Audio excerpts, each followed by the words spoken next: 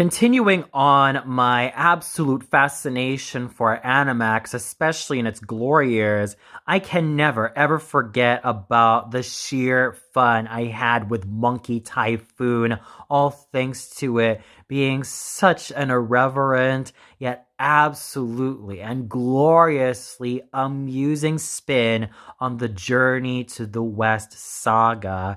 And I also have to credit a lot of the characters for being bouncy, fun, and just utterly charming from beginning to end.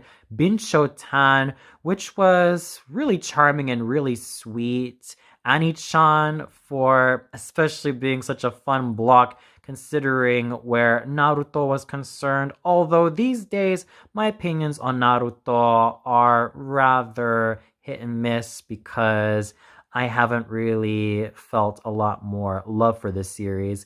It's still kind of there in terms of its small doses, but it's not one that I would like to go back with a lot of full-on abandon. Shonen Onmyoji was also quite fun and interesting. Otogizoshi, The Legend of Magatama, was an underrated historical fantasy classic. Whether it's set in its original setting in the warring period or set in a more modern setting, it was still quite the fun and underrated classic that I managed to enjoy with all of my heart. Ayakashi Samurai Horror Tales. Well, if you've already watched my series of reviews of that particular anthology series, you'll understand that this was a masterfully crafted series of horror anime stories that made me thoroughly invested in Japanese culture as well as in history.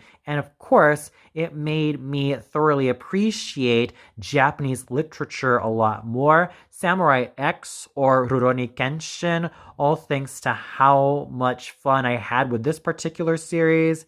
And I could never, ever forget about Animax musics, all thanks to me being introduced to a lot of the wonderful artists from that time, especially where Crystal K is concerned, because my goodness, that woman could sing so beautifully, and Gakt was also an absolutely amazing singer, and even the duo Rhythm, who were also renowned for their rendition of Mangekyo Kira Kira, as well as singing the opening of Yakitake Japan. So those are a lot of the wonderful moments I've had with Animax, and please let me know what were your wonderful moments with Animax when you first watched.